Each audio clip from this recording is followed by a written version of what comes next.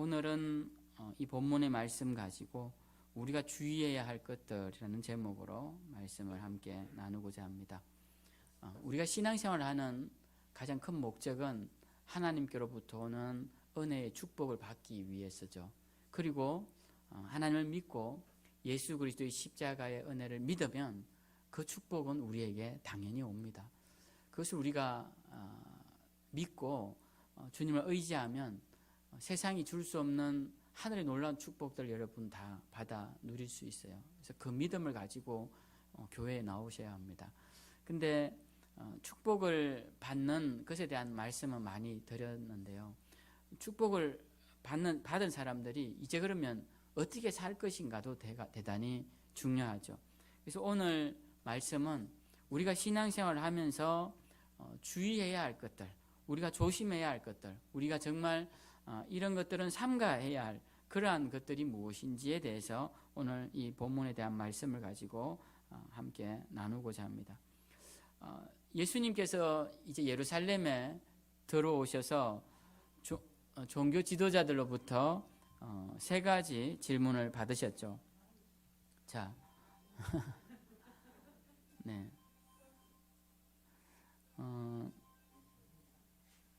우리 네, 다시 하도록 하겠습니다. 자, 우리가 지금 마가복음에서 제일 중요한 건 어디에 초점이 맞추어져 있냐면 예수님께서 예루살렘 성전에 들어가셔서 일주일간 계시던 그 시간이 제일 중요합니다. 예수님이 언제 들어가셨느냐? 주일에 들어가셨죠. 그때 당시는 안식구 첫날이죠.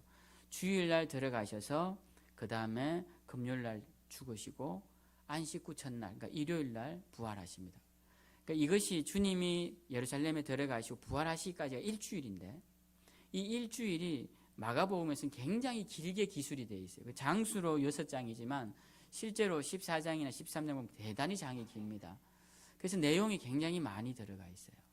그래서 우리가 예수님의 생애가 33년이라고 봤을 때 그 긴 시간 동안에 가장 포커스가 맞춰진 것은 일주일, 그 돌아가시기 일주일 전이다라는 걸 알 수가 있어요. 그래서 우리가 이 마가복음을 보면서 지금 계속 12장에 머물러 있는데 이제 오늘까지만 하겠지만 이 지금 예루살렘에 들어온 지 지금 우리가 오래되었습니다. 예수님이 들어오셔서 무엇을 하셨는가를 생각해 보시면 되는데요. 처음에 들어오실 때 나귀를 타고 들어오셨죠. 그러니까 주님이 왜 나귀를 타고 오셨는가에 대해서 제가 아주 목이 터지도록 설교를 했습니다. 그렇죠? 여러분들 잘 아실 거라고 생각해요. 혹시 모르시면 나귀를 타고 오신 예수님이란 그 주제를 찾아서 다시 들으시면 돼요. 인터넷 들어가셔서. 들어가 있으니까. 나귀를 타고 들어가셨어요. 그리고는 나귀 타고 들어가신 주님이 하신 첫 번째 일이 무엇이냐면 성전을 뒤엎으신 겁니다. 왜 뒤엎으셨느냐에 대한 말씀도 드렸습니다. 성전을 뒤엎으시니까 그 성전을 중심으로 있던 권력자들, 그러니까 성전을 통해 권력을 누리던 사람들, 대부분 종교 지도자겠죠. 성전을 통해 얻는 이익이니까. 그리고 성전을 통해서 막대한 부를 취하던 자들도 있었습니다. 소나 양이나 염소를 대던 자들과 환전상들, 이런 자들이 돈을 엄청나게 벌어들였습니다. 그 당시에 절기 때 되면 몇백만 명이 오니까 그 사람들이 물건을 사고 파는 게 어마어마한 것이죠. 그러니까 그 속에서의 얻는 이익권이라는 게 엄청났습니다. 그래서 이들이 예수님을 그냥 내버려 둘 수가 없어요. 왜? 성전 중심의 이 종교 생활에 대해서 예수님이 반대하고 나서시니까. 그래서 예수님을 죽여야 할 때인데 죽여야 할 제목이 없단 말이에요. 그래서 주님을 세 가지로 테스트를 합니다. 첫 번째가 세금 문제로 테스트를 해요. 두 번째는 부활 문제로 테스트를 하고 세 번째는 율법의 경중을 따지는 문제를 가지고 주님을 세 번을 테스트를 합니다. 그래서 이 셋 중에 하나라도 어느 하나도 걸리면 주님을 잡아맬 수 있는데 주님이 그 질문에 대해서 모든 답변에 대해서 그들이 쳐놓은 올무를 다 피해 가십니다. 저는 우리가 이 마귀가 던지는 질문에 대해서 참 조심해야 된다고 말씀을 드렸는데요. 태초에 창세기에 보면 마귀가 뱀의 모습으로 처음 나타나서 한 것이 여자에게 나와서 질문을 던진 겁니다. 왜 여자에게 나왔는지, 왜 뱀의 형상인지 잘 모르겠습니다. 뭐 여러 가지 이유들이 있다고 하지만 성경에 안 나온 이유들이고요. 어쨌든 어떤 모습으로 해서 여인에게 먼저 나와왔는데 그가 한 첫 번째가 뭐냐면 질문을 던졌다는 겁니다. 질문을 어떻게 던지느냐? 애매하게 던지는 겁니다. 많은 사람들이 질문을 던지는 방법을 가지고 사람들을 굉장히 많이 농락하기도 하고 또 정보를 캐내기도 하고 그렇게 합니다. 저도 대학 다닐 때 학교 신문사에 들어가면 기자의 길인가 뭐 책이 이만큼 두꺼운 책이 있는데 거기 보면 인터뷰하는 방법이 나와 있어요. 그 인터뷰를 어떻게 하느냐? 아주 정석대로 묻는 게 아닙니다. 인터뷰에다가 내가 듣고 싶은 대답을 넣어서 질문을 하는 거예요. 그래서 원하는 대답을 빼내는 방법들을 배웁니다. 그게 뭐 나쁘다는 의미로 지금 드리는 말씀이 아니라 질문이라는 것은 우리가 그냥 질문을 한다라고 생각을 하지만 사실은 그 속에 답변을 담아하는 경우가 굉장히 많고 의도된 질문들은 유혹하거나 넘어뜨리기 위해 하는 질문들이 굉장히 많다라는 거예요. 마귀가 던진 첫 번째 질문은 인류 역사에 나타나서 한 첫 번째 질문은 하나님이 하신 말씀을 왜곡하여 넘어뜨리기 위하여서 하와에게 던졌다라는 것이죠. 이러한 유형은 예수님 시대에도 동일하게 나타나서 똑같은 유형으로 질문을 합니다. 근데 우리가 마귀가 던지는 질문 가운데 특별히 조심해야 할 질문은 뭐냐면요. 마귀가 던지는 질문 안에 있는 선택지에서 우리는 답을 찾아야 한다는 생각을 버려야 합니다. 예를 들면 이런 것이죠. 세금을 내야 합니까? 내지 말아야 합니까? 라고 질문을 하면 우리는 선택지가 두 개라고 생각합니다. 내야 해, 내지 말아야 해. 그러니까 마귀가 이런 식으로 우리에게 질문을 던집니다. 근데 주님은 그 둘 다 선택지를 선택하시지 않으시죠. 가이사의 것은 가이사에게, 하나님의 것은 하나님에게 라고 하셔서 세금을 내라고 하시는 건지 내지 말라고 하시는 것인지 모르게 대답을 하시는 겁니다. 왜냐하면 그 둘 중에 하나를 선택하면 그 올무에 걸려 넘어질 것이기 때문에 그런 것이죠. 세 번째 던진 질문이 율법 중에서 무엇이 중요하냐라고 했을 때 수많은 율법 중에서 하나를 선택하라는 것입니다. 근데 예수님은 선택하지 않으세요. 그 대신 뭘 하시느냐? 율법의 본질에 대해서 말씀을 해주십니다. 부활을 믿지 않는 사두개인들이 첫 번째 결혼한 여인이 일곱 형제 중에 부활 후에 누구의 아내가 되어야 되겠냐라고 질문을 하고 그 선택지에는 1부터 7까지의 7형제와 또 아무도 하지 않는다와 모두 한다는 두 가지를 대해서 9가지 선택지 중에 하나를 선택하라고 주님께 요구하지만 주님은 그 9가지 선택지 중에 아무것도 선택하지 않으시고 부활한 자는 결혼도 장가도 가지 않고 천사와 같이 될 것이라고 말씀을 하십니다. 또 하나 우리가 예를 들면 간음하다가 잡힌 여인을 예수님 앞에 데리고 와서 사람들이 예수님에게 묻습니다. 율법에 적혀 있기로는 간음하다가 현장에 잡히면 돌을 던져 죽여라고 했는데 이 여인을 죽여야 합니까? 말아야 합니까? 라고 묻습니다. 여러분 이 질문이라는 것이 얼마나 무서우냐면요. 여러분 굳이 질문할 필요가 없는 질문이에요. 이 질문은. 왜? 율법에 적힌 대로 자기들이 하면 되는 거예요. 죽이든 살리든. 그런데 주님에게 가지고 온 것은 이 여인의 생사가 중요한 것이 아니라 주님을 걸고 넘어지겠다는 의도가 그 속에 깔려 있다는 거예요. 그래서 주님이 어떻게 대답하십니까? 죄 없는 자가 돌로 쳐 죽여라라고 말씀합니다. 그러면 이 말을 듣고 돌로 쳐서 죽여야 하는구나. 주님이 쳐 죽여라고 했네라고 생각을 해야 하는 것인지 아니면 그 앞에 단서를 달아놔서 죄 없는 자가 하라고 했으니까 죽이지 말라고 했는지 이게 명확하지 않다라는 거예요. 왜? 죽이지 말라고 했다면 주님이 말씀하시고 내가 죽이라고 하지 않았냐라고 하고 죽이라고 했다면 너희 중에 죄 없는 자가 있느냐라고 물으시면 이게 할 바가 없다라는 거예요. 그래서 주님이 세상 사람들은 선택지를 두 개 줍니다. 돌을 던져 죽여야 될 건지 말아야 할 건지. 그런데 주님은 그 두 개의 선택지를 피해 가더라는 거예요. 이게 영적으로 분별력 있는 사람의 모습이에요. 우리가 학교 다닐 때 사지선다형 객관식을 치르면 저도 어릴 때 시험을 치면서 늘 생각한 것은 이 네 개 중에 분명히 답이 있을 것이다. 내가 몰라서 그렇지 분명히 답이 있을 것이다 라고 생각을 하고 문제를 풀었습니다. 그런 생각들이 계속 자라다 보니까 항상 질문을 하면 질문자의 선택지 속에서 답을 찾아야 한다라고 생각을 하게 되는 거예요. 그것은 바로 마귀가 던지는 유혹에도 쓰이더라라는 것입니다. 여러분 마귀의 질문에는 답이 없는 경우가 많습니다. 우리에게 헛된 질문, 악한 질문, 꼬아놓은 질문, 대답할 필요도 없는 질문들을 우리에게 던질 때가 많다라는 것입니다. 제가 한번 질문을 던져볼까요? 세상 사람들이 교회 열심히 다니는데 가난하게 살면 이런 질문을 합니다. 야, 교회 다니는데 너 왜 그래 가난하냐? 자, 이 질문을 다른 말로 하면 이렇습니다. 예수를 믿는 사람은 부자여야 합니까? 가난한 자가 되어야 합니까? 라는 질문이에요. 그럼 우리는 선택지는 두 개예요. 부자여야 합니다. 가난한 자가 되어야 합니다. 그런데 이 두 선택지에서 선택할 필요가 없다라는 거예요. 왜? 주님은 우리에게 부자가 되라고, 가난한 자가 되라고 복음서에 한마디도 말씀하지 않으세요. 주님은 우리가 부자가 되고 가난한 자가 되는 것에 관심이 없습니다. 그 관심은 우리만 있는 거예요. 전에도 말씀드렸지만 우리가 부자가 되고 가난한 자에 관심이 있는 부류는 우리밖에 없고 마귀도 관심이 없습니다. 마귀는 우리가 부자가 되든 가난한 자가 되든 그 영혼만 삼키면 되는 것이에요. 그러니까 우리는 그 부자와 가난한 자에 대한 관심이 우리만 있으니까 그것을 성경에서 찾고자 한다는 겁니다. 마귀가 그래서 질문을 던집니다. 그런데 성경은 뭐라고 하시냐면 물질이 많다면 그 많은 걸 가지고 선한 데 사용하고 물질이 없다면 없는 대로 자족하며 살라고 말씀하세요.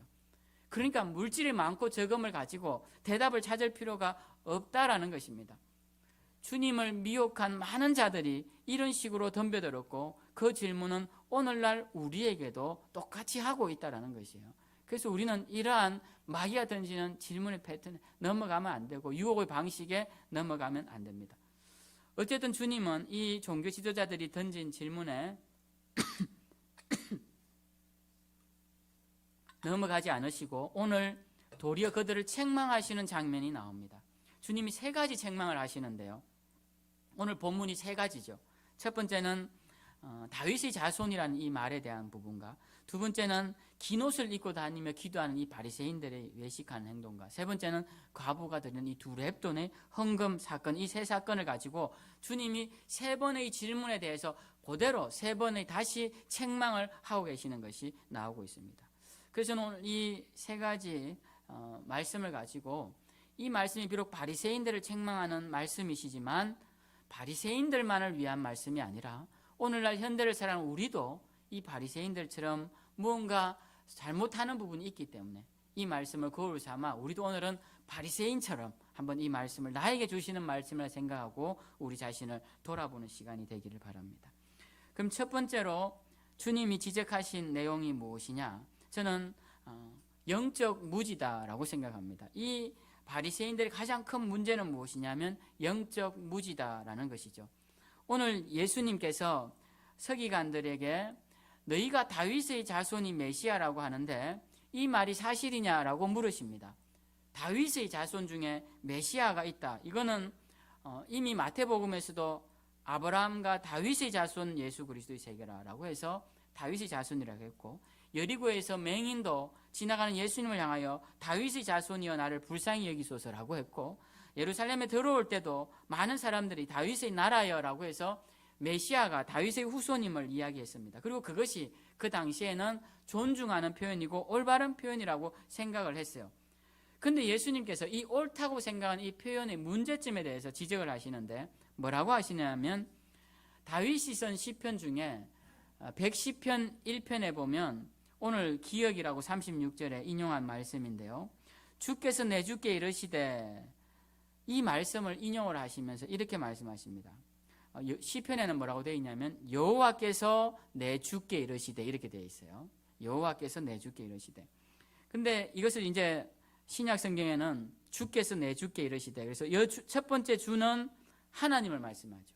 그리고 나는 다윗을 말합니다. 그리고 그 다음 나오는 주는 메시아를 말하는 거예요. 그러니까 하나님께서 나의 주님께 말씀하시기를 너는 내 우편에 앉아라 라고 말씀하셨다라는 거예요. 그게 누가 보았느냐? 다윗이 보았다라는 겁니다. 그러니까 다윗이 내 주님이라고 표현한 이 메시아가 만약 다윗의 후손이라면 어떻게 다윗 시대에 다윗이 내 주님이라고 표현하고 그분을 뵐 수 있겠느냐라고 질문을 던진 거예요. 그러니까 이 질문에 대해서 서기관들이 대답을 하지 못하는 겁니다. 가만히 생각하니까 분명히 다윗이 자손이 메시아고 그 메시아는 육신을 입고 우리 민족의 지도자로 오시는 분인데 왜 다윗이 여호와여 여호와께서 내 주께 이르시되라고 해서 그 메시아를 다시 이렇게 칭하고 있을까에 대한 대답을 찾지 못하게 된 것입니다. 당연히 찾지 못하는 이유가 뭐냐면 그들은 다시 오실 메시아가 자기 민족만을 위한 인간 메시아로만 생각을 했기 때문에 이 대답을 찾지 못했다는 거예요. 그런데 이 땅에 오신 참된 메시아 예수님은 어떤 분이셨습니까? 그는 다윗의 후손으로 오셨지만 다윗 이전부터 계셨고 더 전에 아브라함 이전부터 계셨고 하나님의 아들로 오신 분이시기 때문에 그들은 이 하나님의 아들 되신 예수님을 믿지 못했기 때문에 이 질문에 대한 대답을 할 수 없었다라는 겁니다. 결국 그들은 영적으로 무지했기 때문에 예수님에 대해서 올바로 깨닫지 못했기 때문에 이 하나님의 말씀 다윗의 자손이 메시아라는 말씀을 이해할 수 없었다라는 것입니다. 예수님에 대한 메시아성을 명확하게 밝히는 글 중에 하나가 이 요한복음 1장에 나오는 말씀인데요. 사도 요한은 예수님에 대해서 너무나 분명하게 깨달은 사람이라 이렇게 예수님에 대해서 설명합니다. 요한복음 1장 1절을 보면 태초에 말씀이 계시니라 이 말씀이 하나님과 함께 계셨으니 이 말씀이 곧 하나님이시라. 말씀이 육신이 되어 우리 가운데 오셨는데 그분이 바로 하나님의 아들 예수 그리스도시라. 이렇게 요한복음에서는 밝히고 있습니다. 그러니까 이렇게 밝히니까 다윗이 메시아를 향하여서 다윗의 자손이라 불려지는 이 메시아를 향하여서 나의 주님이라고 표현한 것이 이해가 되는 것이죠. 그들은 예수님을 눈으로 보고도 믿지 못했고 깨닫지 못했는데 사도 요한은 예수님에 대한 분명한 인식을 가짐으로 그분의 선재성, 하나님과 함께 계셨던 그 만유의 주 되신 하나님의 아들 예수 그리스도를 깨닫게 되었고 그 깨달음으로 예수님을 올바로 믿게 되었다라는 것입니다. 영적인 눈이 떠여지지 않으면 눈으로 보고도 믿을 수가 없습니다. 기적이 일어나도 믿을 수가 없습니다. 부활하신 주님이 죽었다가 살아나셨다 해도 그들은 깨닫지 못했고 그분을 전가한 제자들이 목숨을 걸면서까지 증언을 해도 그들은 듣지 못했다라는 것입니다. 왜 그럴까요? 영적 무지함 때문에 그렇습니다. 거지와 부자가 함께 죽었습니다. 그 거지 이름이 나사로인데요. 나사로가 아브라함 품에 안겨 있고 이 부자는 생전에 악하게 살다가 지옥에 갔습니다. 그 불구덩이에서 너무 뜨거워서 그 불구덩이 건너편에 보니까 나사로가 있어서 아브라함에게 부탁을 하죠. 아브라함 우리 조상이시여 저 거지 나사로를 좀 보내어서 아직도 하나님을 알지 못하는 내 형제들에게 이 지옥과 천국이 있음을 알려줘서 이곳에 오지 않도록 좀 나사로를 보내주십시오. 그때 아브라함이 뭐라고 합니까? 이미 수많은 주의 종들이 선지자들이 가서 너의 형제들에게 이야기했다. 나사로가 죽었다 살아나서 이야기한다 할지라도 그들은 듣지 않을 것이다라고 말합니다. 그러니까 영적인 무지함 속에 있는 사람은 사람이 죽었다가 살아나는 것을 본다 할지라도 그 영적인 깨달음을 얻지 못하게 되는 것이죠. 영적인 무지함을 가진 사람들의 모습이 요한복음 8장에 나오는데요. 유대인들이 예수님을 대하여서 이렇게 질문합니다. 네가 아직 50세도 못 되었는데 아브라함을 보았다고 하느냐라고 하니까 예수님께서 이렇게 말씀하시죠. 진실로 너희에게 이르노니 아브라함이 나기 전부터 내가 있었노니라. 아브라함이 나기 전부터 내가 있었노니라. 이렇게 예수님이 말씀을 하세요. 그렇게 말씀을 하시니까 그들이 돌을 들어 예수님을 죽이려 하거늘 예수님께서 성전으로 숨어 나가셨다라고 되어 있습니다. 영적 무지함이 갖고 오는 결과는 어떤 것이냐면 예수 그리스도 메시아 되신 예수님을 돌로 죽이려는 결과가 왔다라는 것이죠. 오늘날 이 시대에 예수님을 조롱하고 예수 믿는 자들을 조롱합니다. 이것이 왜 일어나는 일일까요? 그들이 영적으로 무지하기 때문에 그렇다라는 것입니다. 우리는 영적으로 깨달아야 하고 영적으로 늘 깨어 있어야 하는 것입니다.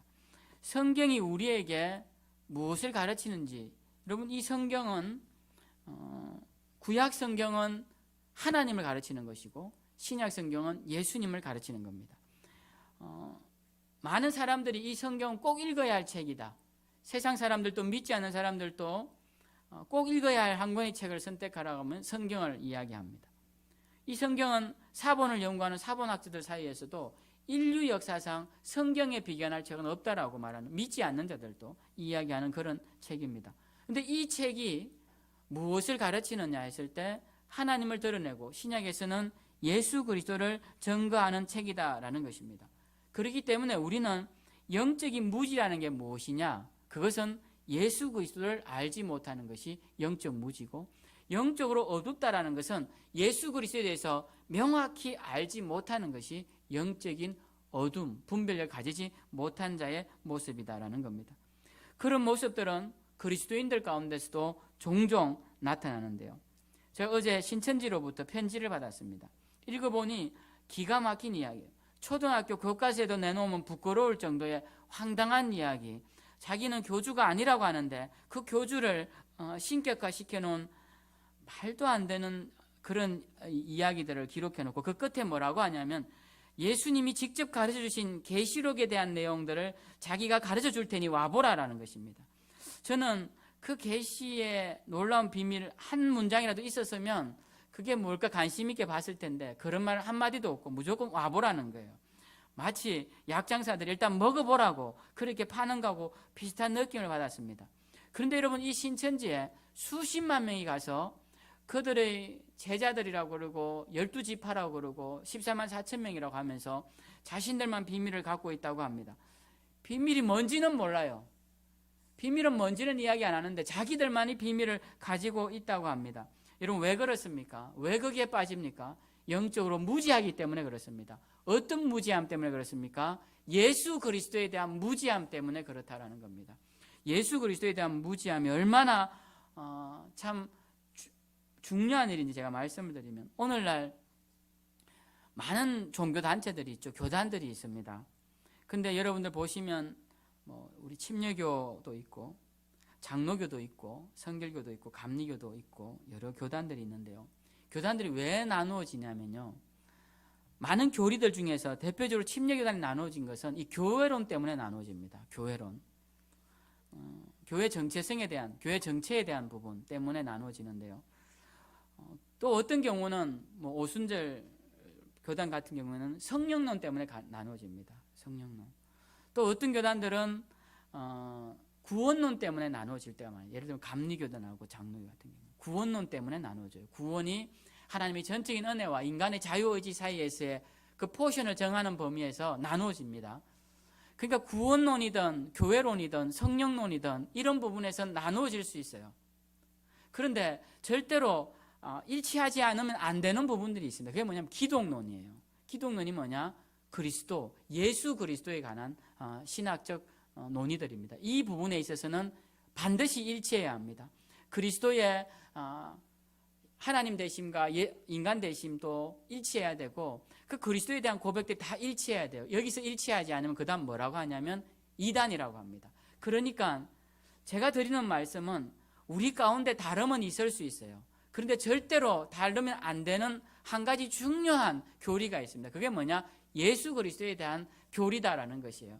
그래서 우리가 어떤 영적인 무지냐? 예수 그리스도에 대한 무지라는 겁니다. 오늘 바리새인들이 영적으로 무지하다고 제가 말씀드렸죠. 어떤 무지입니까? 예수 그리스도가 누구신지 알지 못하는 무지함 때문에 그렇습니다. 오늘날 신천지가 왜 영적 분별력 없이 무지하다고 제가 말합니까? 예수 그리스도가 누구신지를 명확히 알지 못하기 때문에 그렇다라는 것입니다. 우리는 예수 그리스도에 대한 올바른 가르침들과 이해를 가지고 살아야 합니다. 그렇지 않으면, 그 분별력을 잃어버리면 우리는 미혹되어서 악한 영혼들에게 우리의 영혼을 사로잡히게 되고 만다라는 것입니다. 오늘날 한국 자살률이 세계 1위죠. 그 많은 사람들이 왜 죽을까요? 그 영혼이 죽음의 영에 잠식당하여서 그 영혼의 노예가 되어서 자기 생명을 그에게 바치기 때문에 자살하는 것입니다. 오늘 많은 사람들이 왜 이단에 빠집니까? 그들이 하나님이 주시는 영적 분별력을 잃어버렸기 때문에 죽는 자리인지도 모르고 그냥 복 준다면 가고, 그냥 천당 간다니까 가고, 그래서 영적 분별력을 잃어버리고 악한 영에게 사로잡혀 영적인 생명을 잃게 되는 것이에요. 그래서 그들이 그곳에 가는 것이죠. 예수님 당시에도 메시아에 대한 잘못된 인식이 지배적이었습니다. 메시아는 유대 나라를 위해 오시는 분으로 생각했어요. 성경은 그렇게 가르치지 않는데도 불구하고 그들은 메시아를 다윗처럼 위대한 지도자 정도로만 생각했습니다. 그러나 메시아는 하나님의 아들로 온 인류의 죄를 지고 십자가에 달려 죽으시기 위해 오신 것입니다. 여러분을 위해서도 오셨고 저를 위해서도 오셨고 나를 위해서도 오셨지만 저를 위해도 오셨기 때문에 우리 모두는 하나님 앞에서 소중한 존재가 되는 것이죠. 그리스도가 육신으로는 다윗의 혈통에서 나셨지만 영으로는 하나님의 아들이시며 만물의 주가 되신다는 이 분명한 예수 그리스도에 대한 올바른 생각을 가지고 있지 못했기 때문에 그들은 넘어지고 만 것입니다. 오늘날도 우린 조심해야 합니다. 예수님에 대한 잘못된 이단 사설들은 순수한 복음을 변질시키고 믿는 자들의 영혼을 삼키려고 우는 사자처럼 미혹하고 위협하고 있습니다. 이러할 때 우리는 예수 그리스도에 대한 분명한 생각을 가지고 있어야 돼요. 절대 흔들릴 수 없는 예수 그리스도에 대한 고백을 가지고 있어야 한다는 것입니다. 우리는 예수 그리스도 그 순수한 복음을 지키기 위해 싸워야 합니다. 예수 그리스도를 인간 예수로 만들어서 선한 행위나 가르치는 그런 혁명자 예수, 윤리자 예수, 나약한 인간 예수를 가르치는 그런 자유주의 신학과 우리는 싸워야 합니다. 또 예수님을 그냥 내가 복을 빌 때마다 복만 내려주시는 축복의 신 정도로만 생각하는 기복주의와도 우리는 싸워야 합니다. 예수 없이 인간의 능력으로 초인의 힘으로 살아갈 수 있다고 인간 중심의 인문학과도 우리는 싸워야 합니다. 그러기 위해 우리는 영적인 분별력을 가져야 합니다. 세상을 바라볼 수 있는 올바른 눈으로 바라볼 수 있는 영적인 눈을 가져야 해요. 세상이 주는 그 가치의 기준을 가지고 세상 속에 묻혀버릴 것이 아니라 세상을 올바로 판단하고 분별할 수 있는 영적인 눈을 우리는 가져야 합니다. 또 우리의 삶을 올바로 바라볼 수 있는 영적인 눈을 가져야 합니다. 시간이 흘러가면서 그 흘러간 것으로 내 자랑을 삼는 것이 아니라 그 시간의 흐름 속에서도 무엇이 올바른 삶인지를 바라볼 수 있는 영적인 눈을 가져야 합니다. 인생의 목적과 방향이 어때야 하는지를 알 수 있는 성경적인 눈을 우리는 가져야 하는 것입니다. 그러기 위해서 여러분 우리가 성경을 읽고 그러기 위해서 우리가 기도를 하고 그러기 위해서 예배 가운데 참여하여 성령의 임재를 체험하고 동행하며 나아가야 하는 것입니다. 우리는 영적 무지와 싸워야 합니다. 영적 분별력을 흩뜨리는 모든 것들과 싸워야 합니다. 그래서 예수 그리스도가 누구신지 올바로 알고 그분에게 초점을 맞춘 삶을 살아내야 하는 것이 우리의 사명임을 기억하고 오늘도 그리스도 안에서 그분과 동행하며 늘 주님께 영광 돌리며 살아가시는 저와 여러분 되시길 주님의 이름으로 축원드립니다. 두 번째로 우리는 거짓된 경건을 조심해야 합니다. 거짓된 경건을 조심해야 됩니다. 오늘 두 번째 나오는 본문인데요. 예수님께서 서기관들의 복장에 대해서 이야기를 하십니다. 서기관들이 긴 옷을 입고 다니는데요. 그 긴 옷이 제가 송구 영신 예배 때나 절기 때 입는 가운이라고 생각하시면 되겠네요. 그런 비슷한 옷을 입고 다니는 겁니다. 그리고 그들이 그런 옷을 입고 사람이 많이 모이는 자리에 갑니다. 그리고 거기에 앉아서 기도도 하고 사람들에게 인사도 받으면서 약한 사람들의 재산을 삼키기도 하는 그런 악한 행동을 하고 있었습니다. 그래서 그 주님은 이들이 긴 옷을 입고 다니는 것에 대해서 굉장히 불편해하셨어요. 굉장히 불만스러워하셨습니다. 왜 긴 옷을 입고 다니느냐. 근데 여러분 긴 옷을 입는 것에 대해서 주님이 문제를 삼으신 것이 아니라 옷만 긴 옷을 입고 옷만 거룩하게 입었지 그들의 심령은 그렇지 않았기 때문에 그렇다라는 것입니다. 그들은 긴 옷을 입고 겸손하고 거룩하게 기도하는 사람처럼 그렇게 다녔습니다. 그런데 40절에 보니 그들은 외식으로 길게 기도하는 자였다라고 말씀을 하고 있습니다. 그러니까 그들 중에 그냥 길게 기도하며 사람들이 거룩한 자다, 경건한 자다라는 그런 표현을 하는 것에만 좋아하는 그런 서기관들이 많았다라는 것입니다. 유대인들은 그 당시에 보통 하루 3번 기도를 했습니다. 유대인 시간으로 3시, 6시, 9시 이렇게 기도를 했는데 오늘날 시간으로는 오전 9시, 정오 오후 3시 이렇게 하루 3번씩 기도를 했습니다. 그것이 공식적인 기도 시간이었고요. 지금 이슬람 사람들은 하루에 5번씩 기도를 하죠. 더 늘려서 기도를 하기도 합니다. 근데 이 공식적인 기도 시간이 되면 자신이 어디에 있든지 간에 그 자리에서 기도하면 돼요. 엎드려서 할 수도 있고 또 무릎을 꿇고 할 수도 있고 앉아서 하기도 하고 뭐 어떤 사람은 서서 하기도 했습니다. 그런데 이 서기관들은 기도 시간쯤이 되면 긴 옷을 입고 사람들이 많이 모이는 곳으로 갑니다. 그리고는 회당과 큰 거리에 서서 삼거리 사거리에 서서 그 긴 옷을 입고 팔을 들고 하나님 앞에 기도를 합니다. 그러니까 사람들이 보면 얼마나 거룩하게 보이겠습니까? 그 뭐 아주 거룩한 옷을 입고 팔을 들고 기도를 하는데, 그러니까 사람들이 다 지나가면서 참 거룩하다, 신실하다 이러니까 그 말을 더 들으려고 더 가식적으로, 목소리도 더 가식적으로 하면서 기도를 하는 거예요. 그러니까 주님이 이런 모습을 얼마나 싫어하십니까? 그래서 주님이 누가복음 18장에 보면 이렇게 기도하는 바리새인들과 멀리 서서 부끄러운 모습으로 기도하는 세리들의 기도를 함께 비교하는 장면이 나와요. 바리새인들이 성전을 바라보면서 이렇게 긴 옷을 입고 팔을 들고 기도합니다. 많은 사람이 듣도록. 하나님, 나는 다른 사람들 물건을 토색질도 하지 않고 불의한 행동도 하지 않고 간음을 하는 자들과 같이 간음도 행하지 아니하고 특별히 저 세리와 같이 토색질하지 아니하고 하나님 앞에 살아가게 하심을 감사합니다. 이렇게 누가복음 18장 11절에 나오는 말씀이에요. 그렇게 기도를 했다라는 거예요. 그리고 덧붙여서 또 이렇게 기도합니다. 하나님, 저는 일주일에 2번씩 금식하고 또 소득의 11조를 한 푼도 빠짐없이 다 구별하여 드립니다. 이렇게 기도를 했다라는 거예요. 이렇게 기도하는 이유가 무엇이겠습니까?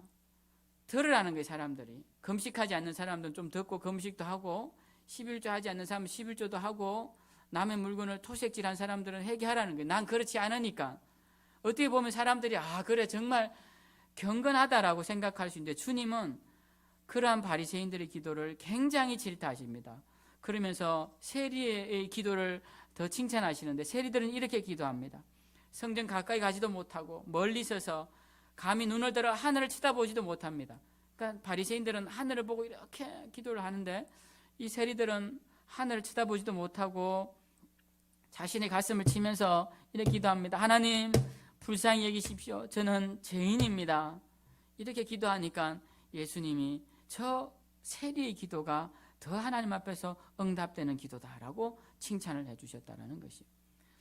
이 말씀을 이제 이 본문에 나오지 않지만 지금까지 하신 말씀들 가운데도 이 말씀이 여러 번 나온 것으로 보아서 주님은 이런 외식적인 행동에 대해서 굉장히 싫어하셨다는 겁니다. 그래서 오늘 또 이 이야기를 하시는 것이죠. 마지막 돌아가시기 일주일 전에 이 말씀을 또 하시는 겁니다. 우리는 오늘 주님의 말씀을 들으면서 거짓된 경건을 조심해야 합니다. 거짓된 경건을 조심해야 돼요. 주님 앞에서는 아무것도 드러나지 않을 것이 없기 때문에 주님 앞에서 함부로 경건한 척, 거룩한 척, 죄 없는 척 하는 것은 정말 위험한 행동이고 부질없는 행동이다라는 것입니다. 하나님 모든 것을 다 알고 계시는데 사무엘이 사울을 이어 왕이 될 사람을 찾으러 이새의 집에 갑니다. 그때 하나님이 사무엘에게 미리 말씀을 하세요. 너 거기 가면 절대로 용모와 키를 보지 말라 이렇게 말씀합니다. 그 이새의 아들들 중에 절대로 그의 용모와 키를 보지 말라. 내가 보는 것은, 그러니까 하나님이 보는 것은 사람과 같지 아니하니 사람은 외모를 보거니와 나 여호와는 중심을 보느니라 이렇게 말씀하십니다. 근데 여러분, 사람이 이 눈으로 보이는 이 외모에 얼마나 쉽게 넘어지느냐면요, 사무엘이 그 말을 듣고 갔어요. 듣고 갔는데도 불구하고 이새의 아들들이 첫째 아들부터 나오는데 왜 이래 잘생겨서, 왜 이래 또 키가 커. 한눈에 봐도 이 사람은 왕감이야. 왜? 사울도 키가 컸거든요. 사울 왕이 남들보다 머리 하나가 더 있었다라고 되어 있습니다. 그러니까 키가 굉장히 컸고 아주 풍채도 좋고 안 봐도 아주 그 당시에 멋있는 사람이었어요. 그러니까 사무엘이 아마 이 버릇인지 모르겠어요. 사무엘이 사울에게도 혹 빠져가지고 이 진짜 훌륭한 왕이다 하더니 나중에 하나님이 이새의 집에 가서 왕을 찾으러 갔더니 이 이새의 아들들이 첫째 아들부터 나오는데 키가 크고 잘생기니까 하나님 이 아들이 왕이 될 아들입니까? 그렇게 묻는 거예요. 그래서 주님이 분명히 가기 전에 절대 외모 보지 말라고 했는데 결국 외모를 보다가 하나님 앞에서 책망을 듣기도 하죠. 책망 섞인 말씀을 듣기도 합니다. 여러분, 하나님은 어떤 분이십니까? 외모를 보시지 않습니다. 여러분, 외모를 보시지 않는다니까 저나 여러분들은 얼마나 좋습니까? 네. 우리가 하나님은 외모를 보시지 않는데 더 안타까운 건 중심을 다 보셔. 근데 외모는 보시지 않는데 이것이 얼마나 또 하나님 앞에서 부끄러운 일입니까?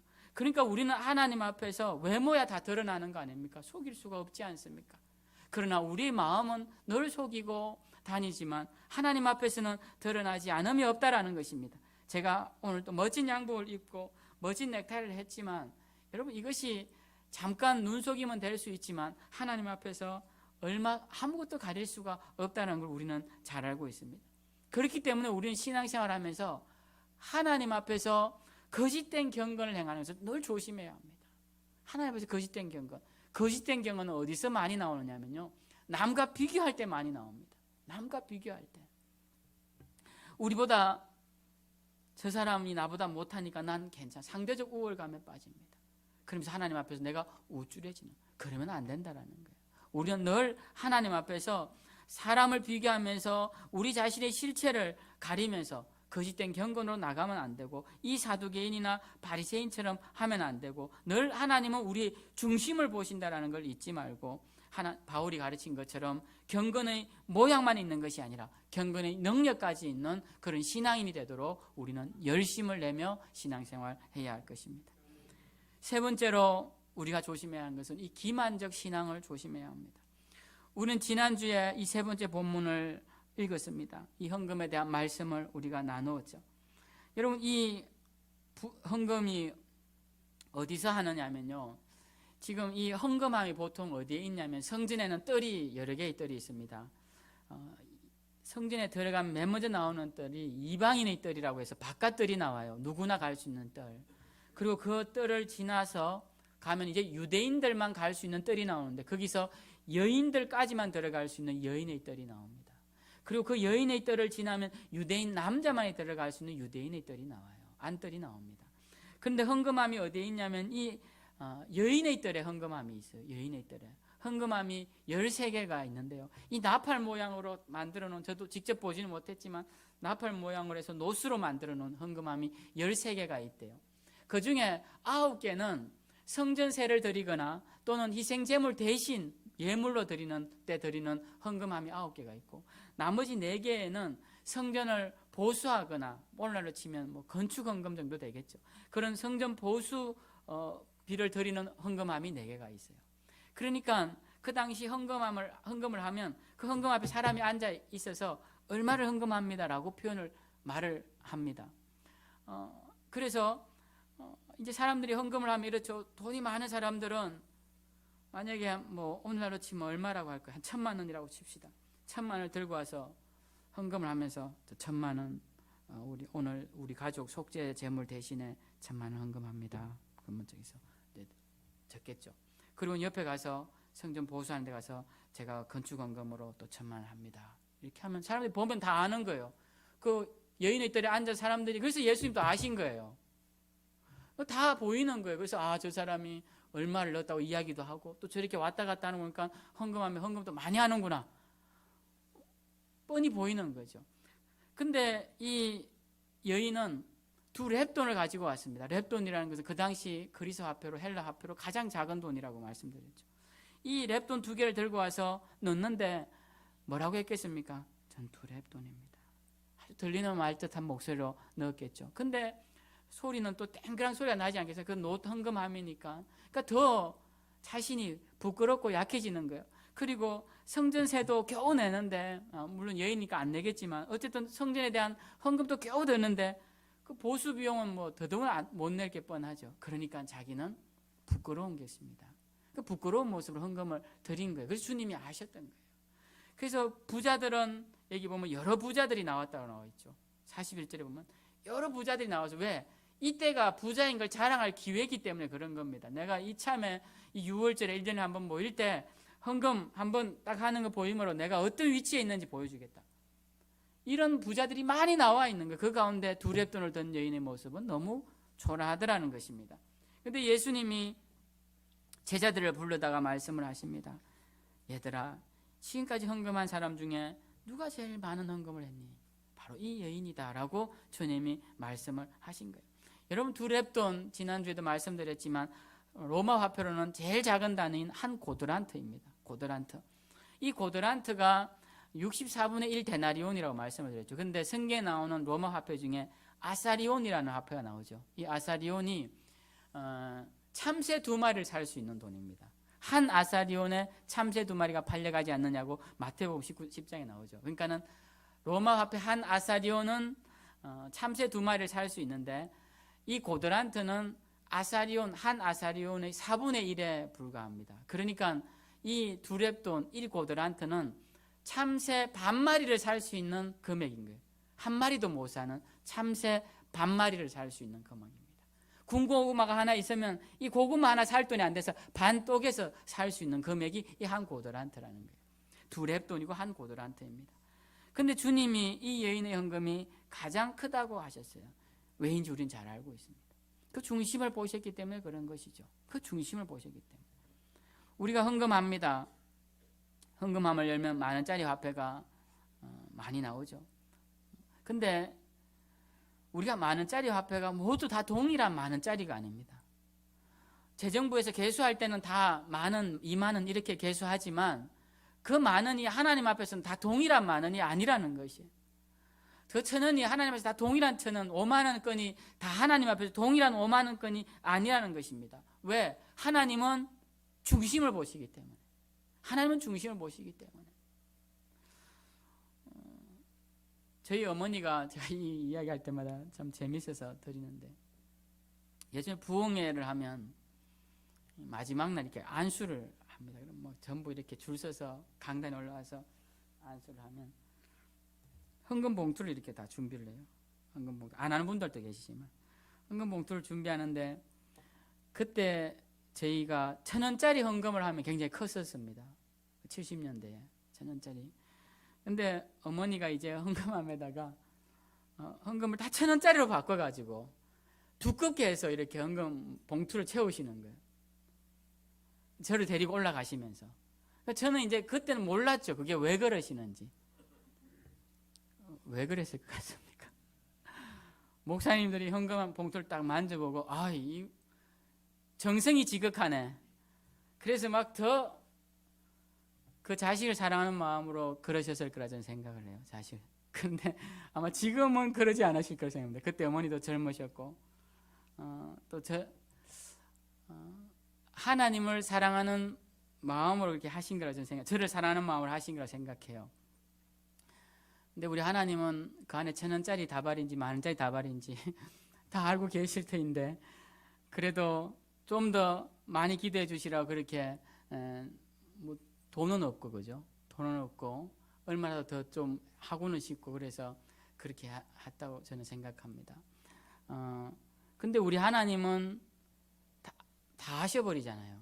그게 안타까운 겁니다. 이게 좀 모르셔야 되는데 하나님 다 아세요. 그러니까 우리가 하나님 앞에서 헌금할 때 절대로 교만할 필요가 없습니다, 여러분. 하나님 다 아시기 때문에 그래요. 여러분들이 얼마나 어려운 중에 드리는 헌금인지, 또 얼마나 풍요한 중에 드리는 헌금인지 다 알고 계십니다. 그리고 이 헌금이 어떤 목적인지, 어떤 목적인지 다 알고 계십니다. 하나님 다 알고 계십니다. 그러니까 우리는 헌금을 드릴 때 액수에 너무 연연해하지 마십시오. 정성이 중요합니다. 정성. 정말 내가 작은 금액이라 할지라도 세상적으로 내 마음의 정성이 담겨져 있다면 그것은 정말 하나님 앞에서 귀하게 쓰임받을 거예요. 일일이 다 예를 안 들어도 여러분 아실 것이라 생각합니다. 하나님은 액수에 연연하시는 분이 아니라는 거예요. 그래서 적은 액수라고 헌금이 무가치하거나 많은 액수라고 하나님 앞에 귀하게 쓰여진다거나 절대로 그렇지 않다라는 겁니다. 저는 여러분들이 헌금을 하되 진심으로 했으면 좋겠어요. 헌금을 하되 진정한 마음으로 했으면 좋겠습니다. 소중한 마음으로 정말 기도의 제목을 담아서 정말 사랑하는 마음으로 그 헌금을 드리면 좋겠다라는 겁니다. 그런데 헌금만 그렇습니까? 여러분, 찬양을 할 때도 진심으로 찬양해야 합니다. 진심으로 마음을 다하고, 정말 내가 어디 나가면 들어주지 않을, 여러분 누구 노래 잘한다고 여러분 그러시나요? 여러분들 그래 와서 한번 노래 불러보라고 저는 그런 말 들어본 적이 없습니다. 근데 와서 그냥 우리 주님은 들으신다고 찬양하는 거 아닙니까? 그러면 열심히 해볼 만하지 않습니까? 세상 사람들은 박수 안 쳐주는데 우리 주님은 잘한다고 그렇게 해주시니까 열심히 찬양해볼 만하지 않냐는 거예요. 여러분 기도를 하되 진심으로 기도를 해야 되지 않겠습니까? 제가 설교를 하되 지금 진심으로 하는 것 같습니까? 아니면 건성으로 하는 것 같습니까? 저는 설교할 때마다 오늘은 좀 조용히 그냥 있는 원고만 가지고, 오늘도 제가 원고 6장을 썼네요. 원고만 하고 그냥 10포인트로 조용히 내려가야지. 그러다가 또 하나님이 주시는 마음이 있으면 막 또 합니다. 왜? 저도 별로 안 흥분 안 하고 싶지 않아요. 왜냐하면 흥분하면 되게 힘들고, 제가 예배 마치면 빨리 안 나가는 이유가 힘들어서 빨리 안 나갑니다. 제가 솔직히 말씀드리면 여기 가서 좀 숨 좀 돌리고, 그래도 가실까 봐 제가 최대한 빨리 나가는데요. 전심으로 설교를 해야 주님이 기뻐하시지 않겠습니까? 내용도 부실한데 하는 태도도 부실하면 우리 주님 뭐라 하시겠어요? 책만 받을 거 아니겠습니까? 그러니까는 뭐가 됐든 열심히 해보는 겁니다. 그냥 제가 맡겨진 사명. 여러분 하나님을 부르되 어떻게 불러야 합니까? 전심으로 불러야죠. 그래서 10계명 4계명에 보면 3계명에 보면 하나님의 이름을 망령되이 일컫지 말라고 되어 있어요. 그래서 유대인들은요, 오늘 여기 성경에 보면 36절에 기억에 주께서라고 되어 있죠. 기억에 주께서. 근데 이 시편에 보면 여호와께서라고 되어 있습니다. 시편은. 근데 왜 이 신약에 와서 주께서라고 바꾸어 인용을 하냐면 하나님의 이름을 안 부르려고 이렇게 해놓은 거예요. 왜? 하나님의 이름을 함부로 부르는 게 아니니까. 하나님 이름 아무나 붙이고 내가 이거 틀리면 내 하나님 이름 걸고 맹세, 이런 거 하지 말라는 거예요. 하나님. 그래서 우리가 하나님의 이름을 부를 때 전심으로 불러야 해서, 이 필사자들이 성경 필사할 때 하나님 이름 4글자지 않습니까? 그때 했죠. 그 히브리어 4글자 쓸 때 다 목욕하고 4글자 써요.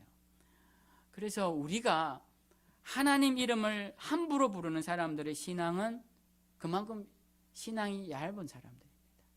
그러니까 하나님의 이름을 두려워하고 존중하고 하나님의 이름을 귀하게 여길, 하나님의 이름 한번 부를 때 전심으로 다해 부르고, 하나님의 이름 불러서 맺은 한마디 약속을 할 때 전심으로 하고, 그래야 귀하고 소중하게 생각되어지는 것이에요. 그래서 우리는 오늘 이 두 랩돈 드린, 한 고드란트를 드린 이 여인의 헌금을 보면서 무엇을 생각해야 되냐면, 우리가 무엇이 됐든 간에 전심으로 해야겠구나. 하나님 앞에서 전심으로.